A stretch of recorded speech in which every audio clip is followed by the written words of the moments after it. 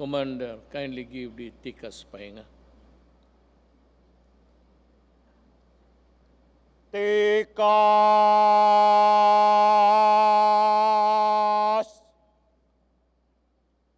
Go! Tikas. Thank you. Ah, Excellencies of the Diplomatic Corps, Defense Secretary Delphine Lorenzana, and the other members of the Cabinet, AFP Chief of Staff General Noel Clement, and the Major Service Commanders, the officers and enlisted personnel and civilian employees of the Armed Forces of the Philippines, mga kasama ko sa gobyerno, mga kababayan. It is an honor for me to stand before the gallant men and women of the Armed Forces of the Philippines as we celebrate this milestone in your esteemed organization. Today, we celebrate more than 8 glorious decades of selfless service rendered by generations of valiant officers, enlisted personnel, and civilian employees of our Army, Air Force, Navy, and Marine Corps.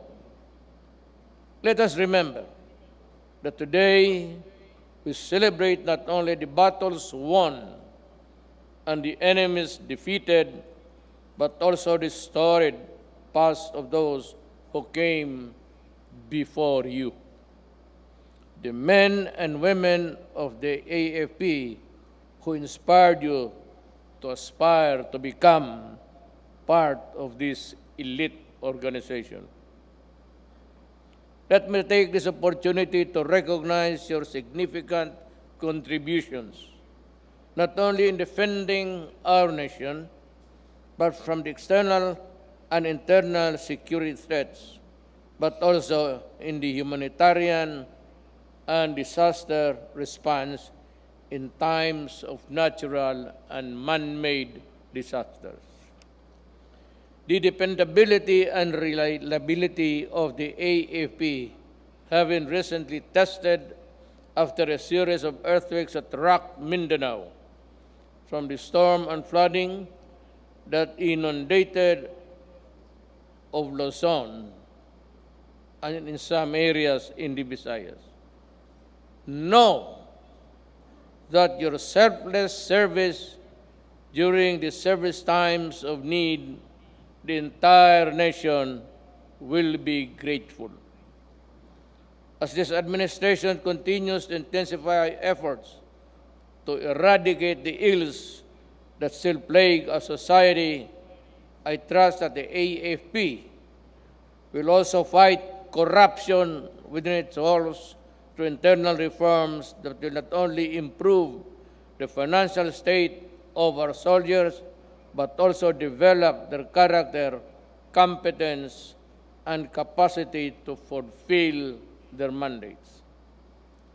We celebrate the 84th anniversary of the AFP with optimism that the succeeding generations of uniformed personnel will foster a stronger and more dependable armed forces, as well as a safer and more secure Philippines. I am therefore asking you to remain committed to your duty as the primary force in realizing lasting peace, sustainable development across our country.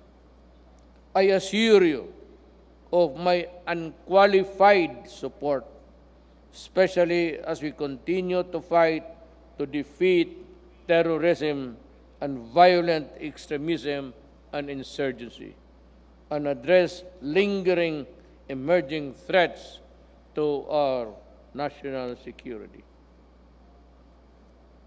The Filipino people will continue to count on you, each one of you, to remain steadfast in your noble mission to defend our sovereignty and maintain peace in our communities.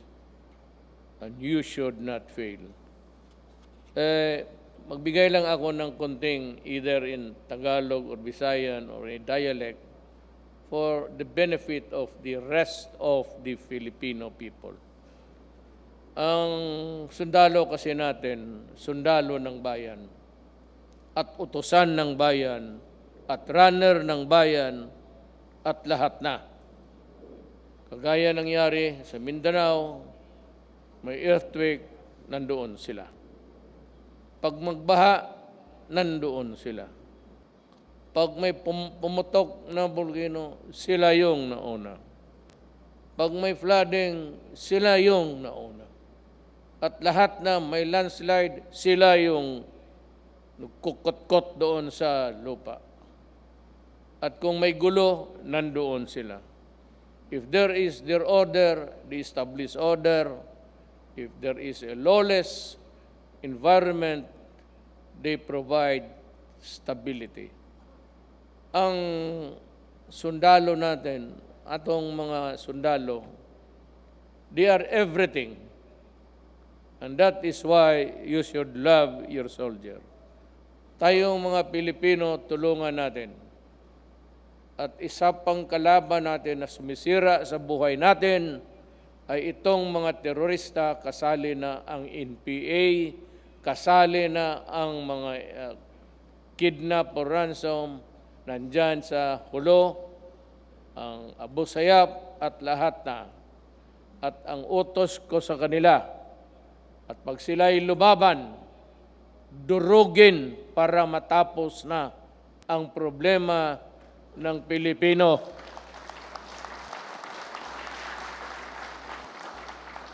We are fighting a war. And mind you, let me correct every Tom, Dick, and Harry who are idiots. By their name, you should know them. Alam mo, we are fighting for the survival of our nation. We have to make safe. We have to assure that the next generation will be freed of this vagaries of life, especially itong droga, for it will affect the quality of our nation tomorrow. We cannot afford to get something like 1/4 of the population disoriented, insane, because of drugs. It is our sworn duty to protect them. And that is why I declared war. War is war. Itong droga is worldwide. It is not limited to any country or its borders. It is almost seamless. At lahat nagdudusa. Huwag nating hayaan ang mga anak natin. Kasi ako, may mga apo na. Kayo, may mga apo na rin. At balang araw, mag-asawa kayo, you establish a home, you'd have children. Make sure that there will be safe and that their tomorrow will be a more comfortable one. That they do not have to kill, they do not have to spend money needlessly para paghanap nitong mga salot ng bayan. Try to make this country as peaceful as it can ever be. Ako sa utos ko na yan, na ubusin ninyo sila. Sabihin ko sa inyo, time and again, I take full legal responsibility for it. I and I alone, kung sakali man, will go to prison. You can enjoy your freedom. I will take the risk. I am old. I am disposable. Maraming salamat po sa inyo lahat.